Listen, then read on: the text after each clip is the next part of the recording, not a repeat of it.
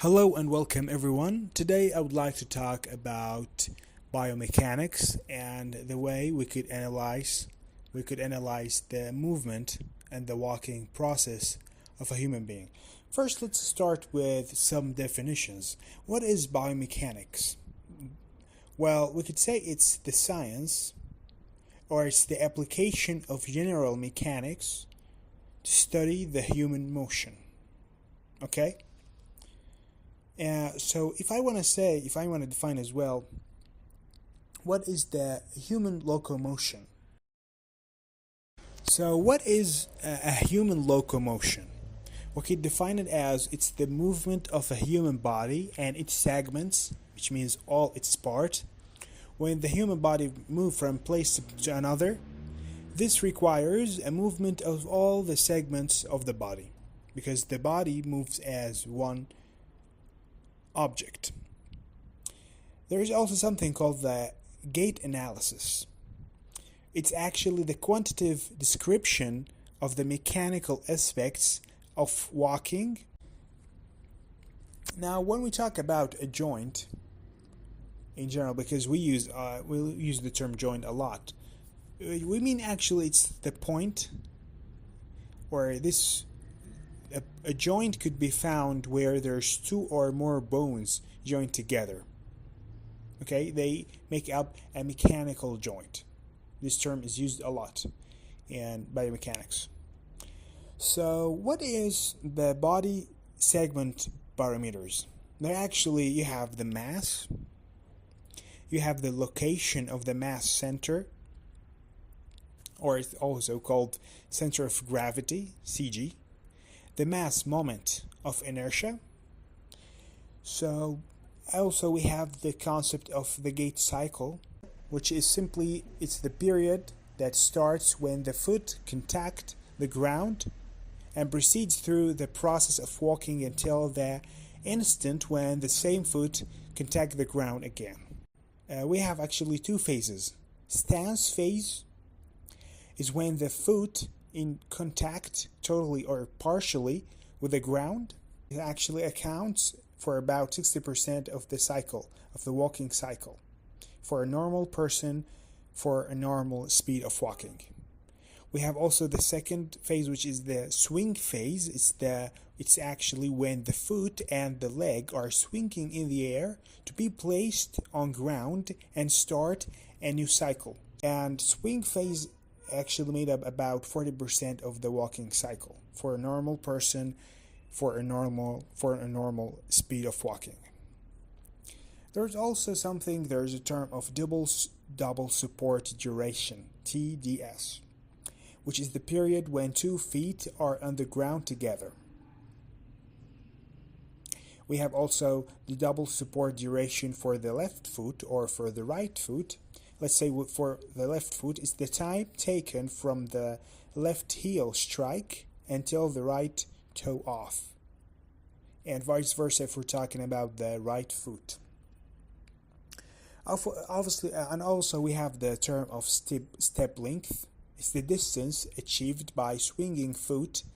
It can be measured as the distance between two successful heel strikes. We have also the step width. It's the distance between the right and the left heels when both are at the same event.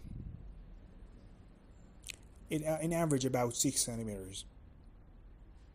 That's about a little bit more than 2 inches. Also we have the cycle duration. It's the time when it is the taken time to achieve one gait cycle, and it's about 1.22 seconds for a normal person when he walks in a normal speed of walking. We have also something called the instrumented walking mat. It actually consists of a number of on and off sensors. The mat diameters should be not less than 250 centimeters long and 90 centimeters width. So 2 cycles at least could be registered at this mat. We have also the force plate. Actually, it's a device can measure the ground reaction force between the foot and the floor. We have the center of pressure. It is the contact point between the foot and the floor, and it's at this point where the ground reaction force is applied. We have something called acceleration meter.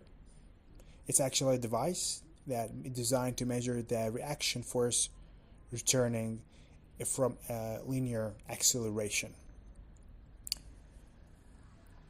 So this is the most important terms that we use in biostatistics, in biomechanics, and especially when we analyze the process of walking for a person. And what actually the process is, actually we measure those barometers that I talked about, and I'm going to complete talking about them for a normal person. Then we measure them for a sick person, someone with walking problem, and we're going to compare those barometers together, and you could tell from the barometers when you measure for some patient, you know what's wrong with this patient, where exactly the problem is, specific muscle in the leg, in the structure of the foot, and so on. So of course all those measuring of the parameters could be done in the lab or in a clinic, specialized clinic. In general, the human body model should consist of between 15 to 17 segments and should be not less than 10 segments if we analyze the human body. And what I mean by that segments, like if we have, let's consider the human body as a subject. Let's consider the human body. We have the head. This is one segment. We have two upper arms. We have two upper limbs, two lower limbs. We have the pelvic. We have the abdomen. We have the chest. We have the shoulders. Sometimes the leg itself, we could say a foot is a segment. The leg is a segment. The thigh is a segment, and so on. And the more the segments are, the more the segments, the number of segments are, the more the study would be more complicated to analyze, and the more accurate. The body segment barometers, maybe I mentioned that. So what actually number of segments are affected by?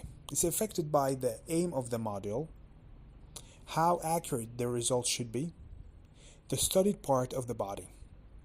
Okay, now I want to talk about very important parameters we use. Body segment can be calculated by using those following equation. First of all, we have something called C1, which is the segment mass divided by the whole body mass. C2, which is the distance of the mass center from a proximal joint divided by the segment length.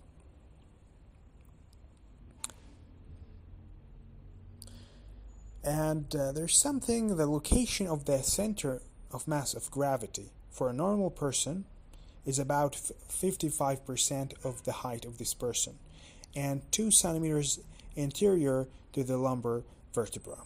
So if you want to determine the center of gravity for a human being.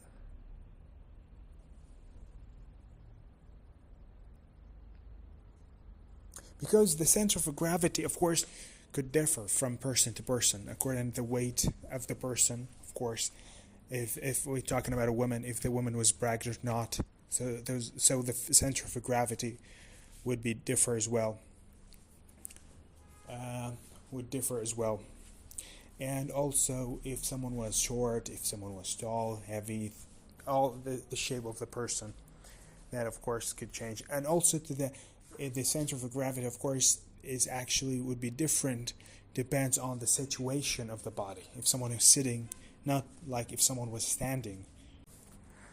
Well, that's it for today's video. I hope I gave a good point of view about biomechanics and especially how we analyze the walking of a human being.